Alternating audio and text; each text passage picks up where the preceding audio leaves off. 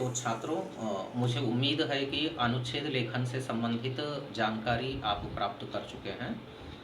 मैंने जो बातें आपको बताया था, तो उन सब चीज़ों पर ध्यान दे करके यदि आप अनुच्छेद लिखेंगे तो वह 100% सही होगा और आप अच्छे नंबर प्राप्त कर सकते हो।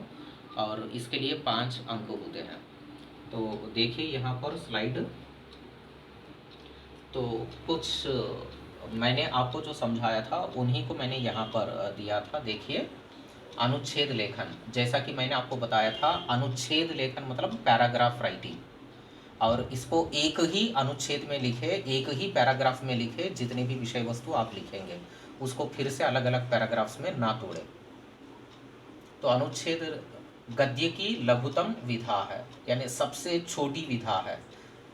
गद्य के बारे में मैंने आपको बताया था ना, कहानी होती है, नाटक, उपन्यास आदि चीज़ें होती है। तो उन सब में से सबसे छोटी विधा है, सबसे लघुतम विधा है अनुच्छेद लेखन। तो अनुच्छेद लेखन में किसी विचार, वाक्य, सूक्ति, अनुभव या दृश्य को कम से कम शब्दों में व्यक्त करना होता है। तो किसी विचार को या कुछ वाक्यों को या किसी सूक्ति को या अनुभव को या किसी दृश्य को कम से कम शब्दों में व्यक्त करना अनुच्छेद लेखन होता है। और विषय को 80 से 100 शब्दों में बांधना होता है। तो 80 से 100 शब्दों के अंदर आप अपने उस विषय से संबंधित मन के विचार आपको प्रस्तुत करना होता है। वाक्य छोटे छोटे और एक दूसरे से जुड़े हुए होते हैं। अनुच्छेद लेखन में छोटे छोटे वाक्यों में आप अपने मन की बात को कह सकते हो और एक दूसरे से जुड़े हुए वाक्यों में आपको लिखना है। जैसा कि मैंने बताया था ना, तो आपस में ये तालमेल होना है, विचारों का प्रवाह जैसा होना है। वही है अगली चीज़, विचारों का प्रवाह होना चाहिए। ऐसा नहीं है कि हम रुक रुक करके खंडित करके हम अपने मन की बात को कर रहे हैं, ऐसा नहीं होना है। एक फ्लो, विचारों में एक फ्लो होना चाहिए। उदाहरणों का संकेत भर पर्याप्त होता है। तो कहीं कहीं आप कुछ उदाहरण के माध्यम से अपनी बात को पुष्ट कर सकते हो, लेकिन उदाहरणों का केवल संकेत मात्र देना है। उस उदाहरण का लंबी चौड़ी विस्तार से वर्णन नहीं होना चाहिए। विषय का आरंभ सीधे विषय से होता है।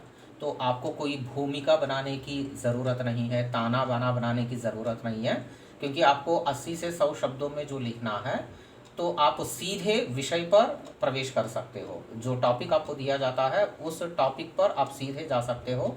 कोई ताना बाना, भूमिका, इंट्रोडक्शन की ज़रूरत नहीं पड़ती है। विषय का फैलाव नहीं, विकास होना चाहिए। तो मैंने कहा था ना, रुक रुक करके खंडित आपके विचार ऐसा प्रकट नहीं होना है। उसका विकास करते, विषय का विकास करते हुए जाना है। विषय खुलकर सामने आए और निष्कर्ष स्पष्ट हो। तो जो टॉपिक दिया जाता है उस टॉपिक से संबंधित आपके विचार खुल करके सामने आना चाहिए और उस विषय का जो निष्कर्ष होता है वह भी स्पष्ट होना है। तो आप उस विषय के माध्यम से जो कहना चाहते हो, कंक्लूजन, निष्कर्ष, वह स्पष्ट होना है। और भाषा सरल, स्पष्ट एवं मुहावरेदार भाषा होनी चाहिए। मुहावरेदार भाषा होनी चाहिए। तो कहीं कहीं आप लिखते हुए मुहावरों का प्रयोग कर सकते हैं या किसी के कथनों का उद्धृत कर सकते हैं। मतलब कहीं कहीं कुछ सूक्तियों का प्रयोग कर सकते हैं, कोटेशंस का प्रयोग कर सकते हैं, एक आध, उससे ज़्यादा नहीं।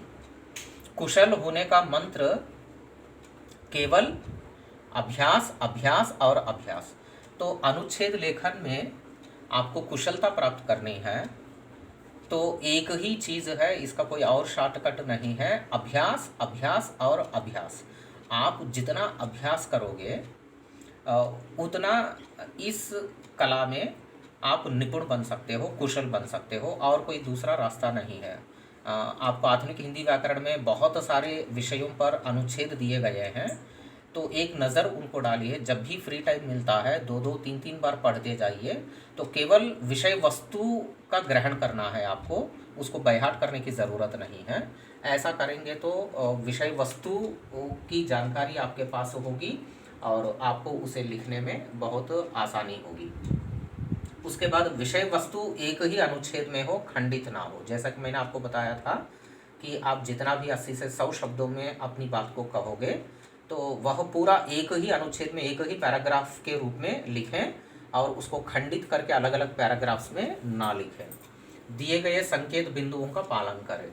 तो टॉपिक्स दिए जाएंगे और हर एक टॉपिक के नीचे 3 या 4 संकेत बिंदु दिए जाएंगे और उन संकेत बिंदुओं को ठीक से समझें। फिर उसके बाद उन संकेत बिंदुओं को विकास करते हुए, डेवलप करते हुए आपको लिखना है।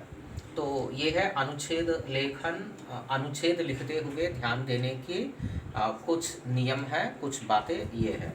उसके बाद छात्रों देखिए, यहाँ पर मैंने एक अनुच्छेद दिया, तो इसको हम देखते हैं कि अनुच्छेद लेखन कैसा होता है। तो इसको अगले क्लिपिंग में देखते हैं, अगले क्लिपिंग में देखते हैं।